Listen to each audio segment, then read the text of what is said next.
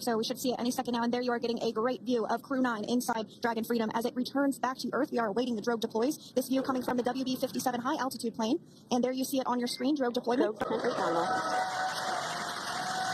You can hear the crowd here. The crowd here very excited as Dragon Freedom continues to make its way back to planet Earth.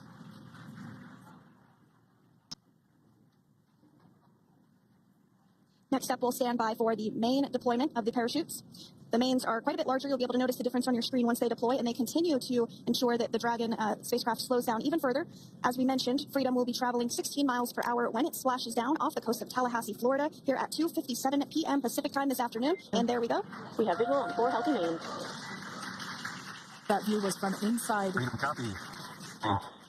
That view was from inside one of the buckets where the parachutes are located. So we see a great view there of the reefing on those parachutes. And as those main parachutes begin to inflate fully, 4 beautiful, healthy mains. Now awaiting visuals of Splashdown. We'll start to hear Commander Nick Hague. Copy, 1000. As we heard right there, Commander Nick Hague will be calling out the altitude of the Dragon capsule from here on out. Landing in water is simpler and provides more margin against unlikely parachute issues. You can see those parachutes continuing to slow the Dragon capsule down.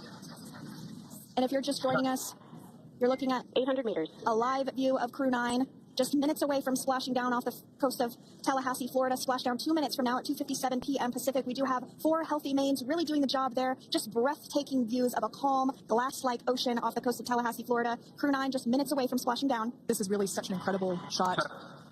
Copy, 600. That was a live view from our recovery vessel, Megan, which is stationed a couple miles away from the splashdown site. We can see the crew there using their restraints as resting places for their arms. They were just in space moments ago, so their arms were able to float freely. 400 meters. This is a gorgeous bluebird day here that we have for the splashdown of Crew-9. It's incredible to think that the Dragon capsule just minutes ago was going over 17,000 miles per hour, and now gently coasting to a soft splashdown. 200. Copy, 200 meters. Brace for splashdown. As you can see there on your screen, continuing to monitor progress of the Dragon spacecraft. And we're going to stand by for splashdown, located in the Gulf of America, off the coast of Tallahassee, Florida. And splashdown, Crew-9 back on Earth.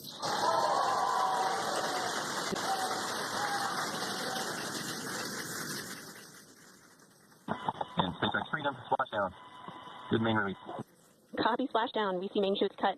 Nick, Alex, Butch, Sunny, on behalf of SpaceX, welcome home.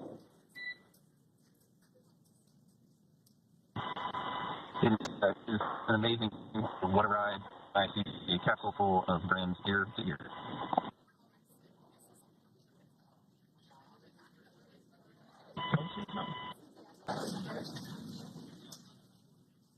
And as you can see on your screen, we have visual confirmation of splashdown. Dragon Freedom has returned home, and NASA astronauts. System safety verifications are in progress. We'll report back when recovery personnel are en route. Understand. We're in section 2 of 4.800 landing response. And looking for your words. And it's necessary. In the distance, we can see the recovery vessel making its way. Copy, you're in section 2 for the environmental assessment in 4.800. That is not necessary today. Understand. Raise about it.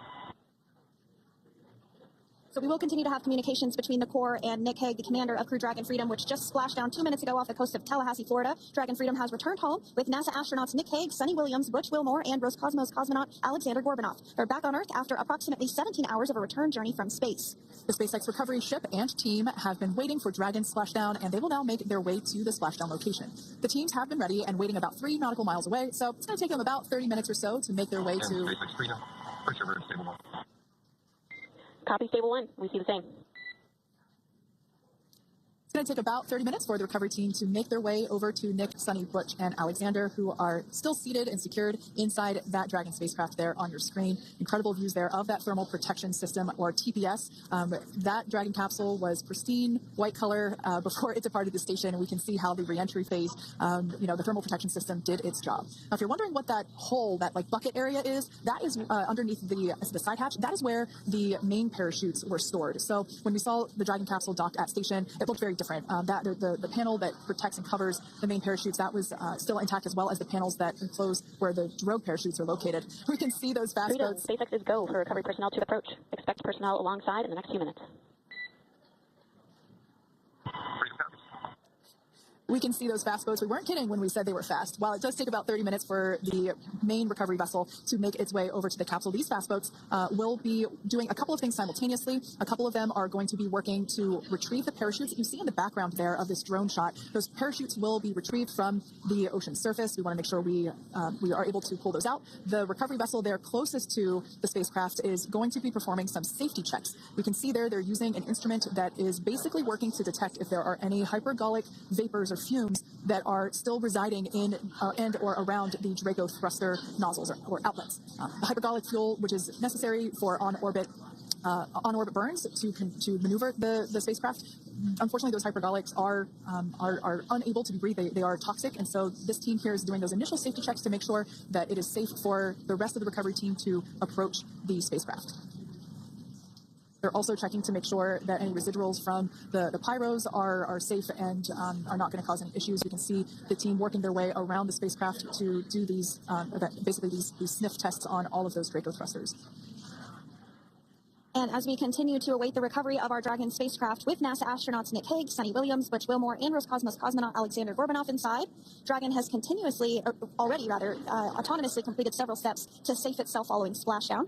We are continuing to see Dragon in what is known as stable 1 configuration. That's kind of the ideal configuration following splashdown. It's upright, and the Dragon capsule is in the right configuration for it to be hoisted into the recovery vessel Megan, which you do see a little ways off in your screen approaching. Dragon will continue to remain live on air with you through that recovery process, all the way through the point where the crew is extracted from the Dragon spacecraft. Now, if you are just joining us, the mission has gone smoothly so far. Dragon successfully splashed down off the coast of Tallahassee, Florida at 2:57 p.m. Pacific, 5:57 p.m. Eastern Time this afternoon.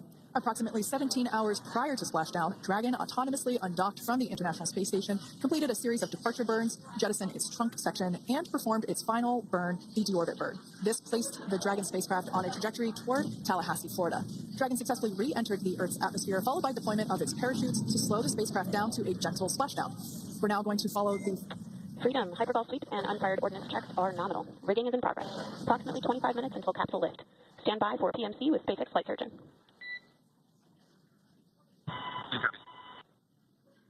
And so what we did just hear there was communications that those hypergol checks were complete. They didn't find any of that upon those checks, so we'll continue to move through the timeline. Next up is a process called rigging, which you see happening right now on your screen. This is when a SpaceX recovery personnel actually works to climb aboard the capsule and work through procedures ahead of lifting onto the nest of the recovery vessel Megan. We heard it's going to be about 25 minutes or so until that lift actually takes place.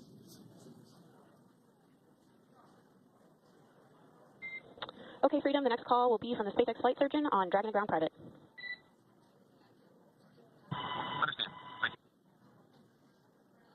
Callouts there indicating that the crew will have the opportunity to do a quick check-in with the SpaceX flight surgeon. This is standard procedure for every Dragon spacecraft when it returns to Earth.